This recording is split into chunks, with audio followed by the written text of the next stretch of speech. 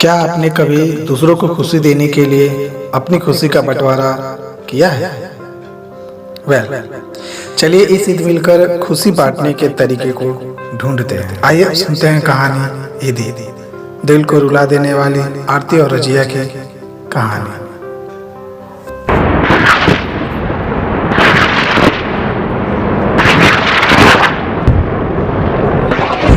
A short story। हर बार एक ऐसी कहानी जो आपको इंस्पायर कर दे। आरती एक 21 साल की लड़की है जिसकी आंखें भूरी और बाल काले रंग के हैं, जो देहरादून के मेडिकल कॉलेज में डॉक्टरी की पढ़ाई कर रही है।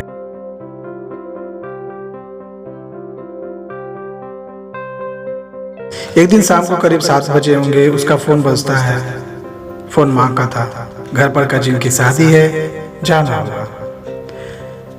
अगले दिन आरती अपना सामान लेकर बस स्टैंड की तरफ निकल पड़ती है। कुछ ही समय में बस चलने लगती है।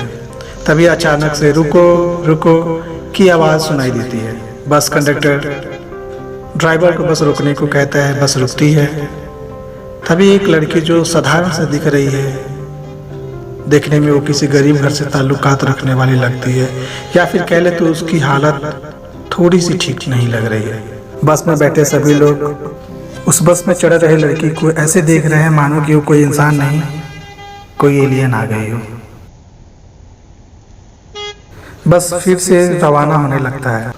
आरती भी उस लड़की को तभी से बार बार मुड़ मुड़ कर देख रही थी जब से वो लड़की उस बस में चढ़ी थी। आरती को ये बात खाए जा रही थी कि इस लड़की की परेशानी की वजह क्या है, आखिर क्यों है इस लड़की के चेहरे पे ये सिकन। थोड़ा वक्त गुजरता है। बस एक ढाबे पे आकर रुकती है।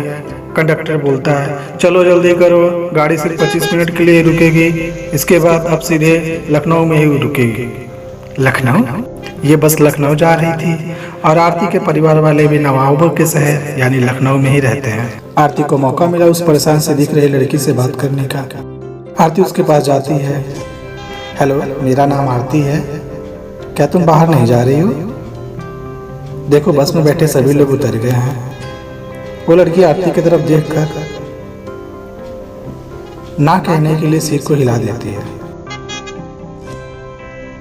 बाहर निकलती हैं और ढाबे पे एक एक चाय पीते हुए एक दूसरे से बातें करने लगती हैं। आरती उससे नाम पूछती है। रजिया खातून नाम है मेरा। क्या तुम भी लखनऊ से हो?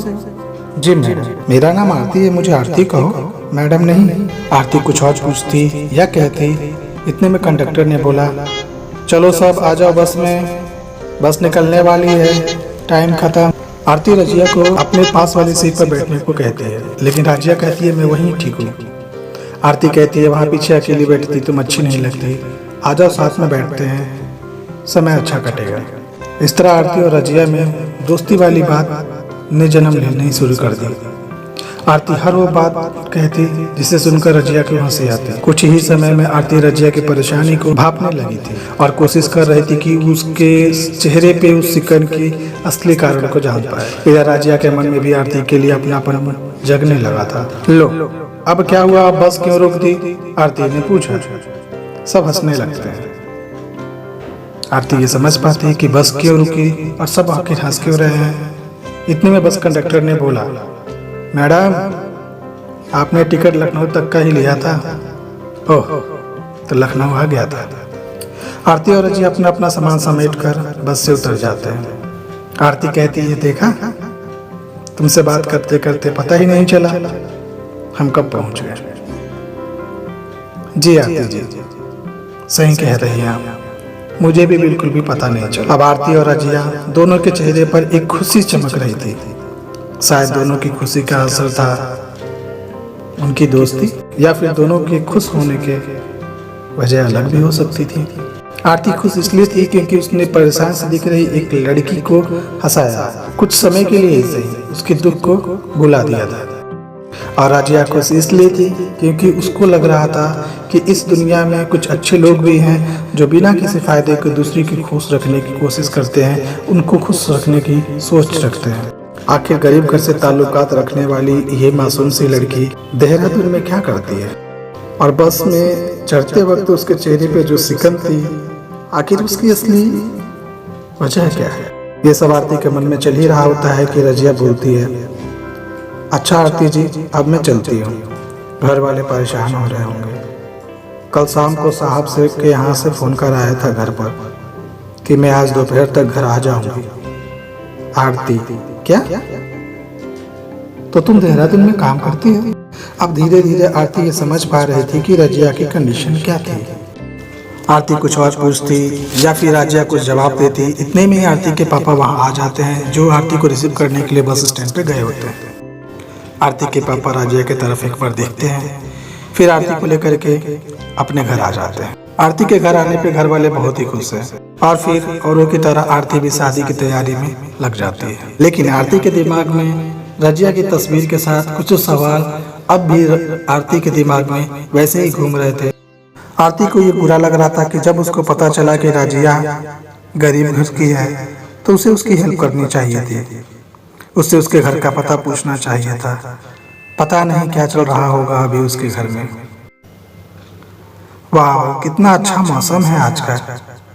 ऐसा कहकर वो अपने भांजे को बुलाती है और उसे डाल पे बैठी एक चिड़िया को दिखाने लगती है। तभी उसकी नजर रोड पर जा रही एक लड़की पर पड़ती है। देखने में तो ये राजिया सी लग रही है। आरती बालकनी से ही कहती है, राजिया, ओ राजिया। राजिया इधर उधर देखती है। अरे ऊपर देख, मैं आरती। अरे आरती जी आप? राजिया नीचे से जवाब देती है, हाँ मैं। राजिया रुक रुक, मैं आई। इतना कहकर वो बच्चे को उसकी माँ के पास छोड़कर दौड़ती हुई राजिया के पास जाती है। आरती और रजिया एक दूसरे से गले मिलते हैं, दोनों बेहद ही खुश हैं। फिर आरती रजिया को घर के अंदर आने के लिए कहती है, रजिया उसे मना करती है। इसी बीच आरती के पापा आते हैं और कहते हैं, आरती बेटा, ये वही लड़की है ना जो उस दिन बस स्टैंड पे तुम्हारे साथ में थी? हाँ पापा, ये वही है, राजिया। हम दोनों अच्छे दोस्त हैं। तो राजिया नाम है इसका? हाँ पापा। राजिया बेटा, ईद मुबारक। आरती बोलती है, क्या ईद? हाँ बेटा, आज ईद है। राजिया, अब तो तुम्हें घर आना ही होगा। रजिया आरती के साथ उसके घर आती है। कुछ समय बिताने के बाद रजिया जाने को कहती है। तभी आरती का भांजा आता है और बोलता है, राजिया बुआ, राजिया बुआ, ईद मुबारक। चलो अब मुझे ईदी दो। मेरे स्कूल टीचर को कल हम सब ने ईदी में गिफ्ट दिया था और टीचर ने कहा था कि हमें भी ईदी मिलेगी आज। चलो अब ईदी दो। ये बात सुनकर राजिया का दिल बैठ सा जाता है। या अल्लाह, ये कैसी इम्तिहान ले रहा है मेरी गरीबी का। ये पैसे आज के दिन के लिए इकट्ठा किए थे ताकि कम से कम ईद के दिन तो मेरे घर वाले पेट भर कर खा सकें। ये सोच ही रही थी कि वो लड़का फिर से रजिया का हाथ पकड़कर कहने लगता है, ईदी दो ना। आरती अपने भांजे को समझाने लगती है, जो कि महज 11 साल का है। उसे अपनी मम्मी के पास जाने को कहती है।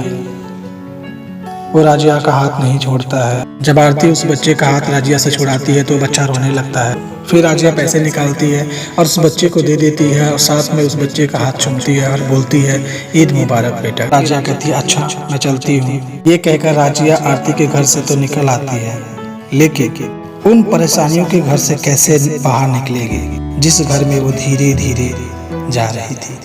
राजिया जा तो रही थी बाजार ताकि वहां से वो कुछ खाने को घर वालों के लिए ला सके, लेकिन नियति को कुछ और ही मंजूर था।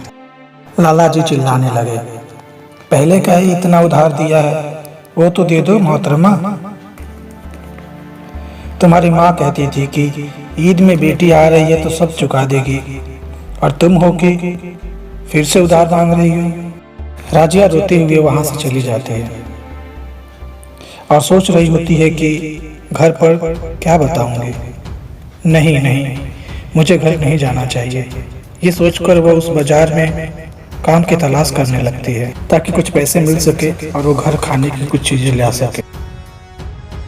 इधर आरती राजिया का पीछा करते हुए लाला जी की दुकान पे पहुंचती है। फिर लाला जी से सारी कहानी जानती है कि रजिया की एक बूढ़ी माँ है जो बीमार रहती हैं। राजिया के पिताजी नहीं हैं, उसका एक भाई था जो अब इस दुनिया में नहीं है, उसके 2 बेटे हैं। ये सब सुनकर आरती अपने आंसू को रुक नहीं पाती है। लाला जी कहते हैं, अरे बेटी तुम क्यों रो रही हो, इनका तो रोज का है, मेरा भी बिजनेस है, यदि मैं इस तरह ही सबको उधार देता जाऊँ तो मेरे पेट का क्या होगा। आरती वापस घर जाती है, अपने पापा को सारा हाल बताती है, उनसे कुछ पैसे लेती है और बाजार जा कर के कुछ सामान लेती है, कुछ नए कपड़े लेती हैं, कुछ खाने की चीज़ें लेती हैं, सेवैया लेती हैं और लाला जी के बताए हुए उस पते पे पहुंच जाती है जो कि राजिया का घर होता है। वहाँ पहुँचने के बाद पता चलता है कि घर की हालत तो लाला जी ने जो बताई थी उससे भी बदतर है। आरती राजिया की माँ को आवाज़ देती है, उसकी माँ बाहर निकलती है और राजिया की माँ को बताती हैं कि मैं राजिया की दोस्त हूँ, मेरा नाम आरती है, राजिया के कुछ पैसे मेरे पास रह गए थे, सोचा आज के दिन लौटा दूँ, सो मैं ये सब ले आई। राजिया की माँ कहती है, राजिया बाजार गई है बेटा, तुम बैठो, काफ़ी देर हो गया अभी तक वो आई नहीं, आ ही रही होगी। आरती कहती है, आप ये सब सामान रखिए, मैं बाजार से राजिया को लेकर के आती हूँ। और हाँ आंटी, सेवैया बना के रखिएगा, बिना खाए सेवैया नहीं जाऊँगी मैं। राजिया थक हार कर घर वापस आ ही रही होती है, रास्ते में आरती मिल जाती है। अरे तुम यहाँ, अभी तक तुम घर नहीं पहुँची? आरती पूछती है। मेरे घर से निकली थी तो तुम्हें ढूंढते ढूंढते मैं तुम्हारे घर पहुँच गई, वहाँ पता चला कि तुम अभी भी घर नहीं पहुँची हो, तुम बाजार में हो, सो मैं यहाँ आ गई। फिर वो राजिया को लेकर के मार्केट जाती है, उसको लिए नए कपड़े दिलाती है। राजिया मन ही मन सोचती है कि काश कि ये पैसे मुझे मिल जाते ताकि उन पैसों से मैं घर के लिए कुछ खाने को सामान ले पाती, लेकिन राजिया कहती तो कहती कैसे। राजिया तुम क्या सोच रही हो, कपड़े अच्छे नहीं हैं क्या? यार तुम सोचती बहुत हो। राजिया ने कहा, नहीं नहीं नहीं, ऐसा नहीं है, कपड़े तो बहुत ही अच्छे हैं, तो फिर चलो घर चलते हैं। राजिया कुछ कह पाती या समझ पाती। आरती ने कहा कि हाँ, मैंने आंटी को सब कुछ बता दिया। ये कहकर आरती वहां से जाने लगती है, कहती है अब मैं जा रही हूँ। तभी राजिया की माँ कहती है, अरे बेटा सेवैया तो खाती जा। सेवैयों का नाम सुनते ही राजिया के कान खड़े के खड़े रह गए। कुछ सवाल पहले ही मन में ऐसे ही घूम रहे थे जिनका कोई जवाब नहीं था, और फिर से ये सेवैया, ये सुनकर बहुत चक्का सा रह गई थी। कल तक घर में खाने को एक दाने नहीं थे और आज ये सेवैया। शायद ये राजिया को समझने में देर नहीं लगी और राजिया की आंखें आंसू से भर है। तभी आरती आती है, उसे गले से लगा के बोलती है, राजिया